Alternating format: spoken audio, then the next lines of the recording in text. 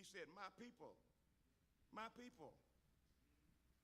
Israel, my people, if my people, they say they're my people, but they don't act like they're my people. He said, if my people, which are called by my name, you see, that's all he's saying. If my people, which are called by, will just humble themselves and pray and seek my face and turn from their wicked ways, he said, then I'll heal the land. You need rain, I'll give you more rain than you can handle. If you want me to get rid of the locusts, I can get rid of the locusts with just a stroke of my hand. Turn from your wicked ways, humble yourself and pray. God will give you more blessings than you'll have room to store. And I believe that because the scripture says that.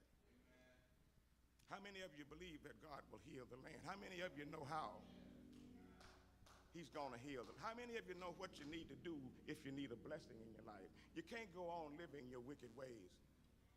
You got to humble yourself and pray. And God said he'd heal the land. Heal not only the diseases that run through this church, he'll heal the diseases in our community. He'll heal the disease in our home that cause conflict all the time. He'll heal the disease on our job where people tell you you can't pray openly. He'll heal the land. God said he would heal the land. All you got to do is believe what he say and trust in his word, and God will heal the land. He'll act in your life. Oh, yes, he will. Oh, yes, he will. God will move in your life, and he'll move tremendously and move spectacularly in ways that you would not imagine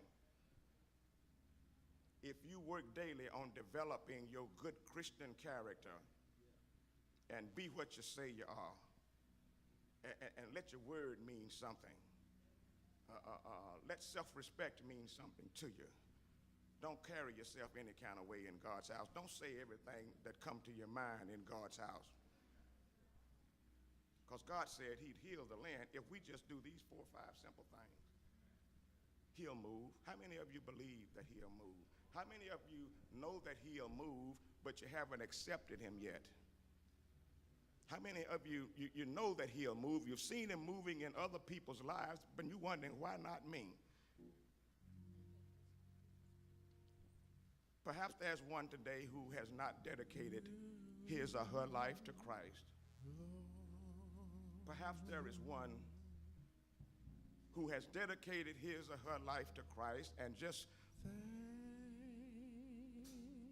backslid away from his mercy. How many of us today, they used to ask this question, and all the kids used to just raise their hand anyway, but I'm going to ask this question very seriously. If the Lord calls you home today, how many here can say that it is well with your soul? Say, you ready to pack up and go? How many of you can say that it is well with your soul? Right now, if the Lord called you home, right now, right this minute, you didn't get a chance to go back home and say goodbye to everybody. You didn't get a chance to go back home and have Sunday dinner. He said that your life is required of you today. How many of you can just say that? Well, I'm ready to go. I don't know about you. Because he said, you know not the hour, the minute, or the second. And he said to tell you that not to let him catch you with your work undone.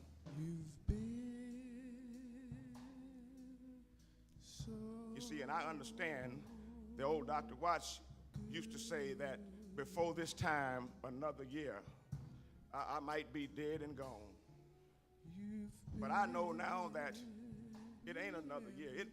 Before this time, another day, I might be dead and gone. So I'm ready to go home to life everlasting. I would not get caught with my work undone.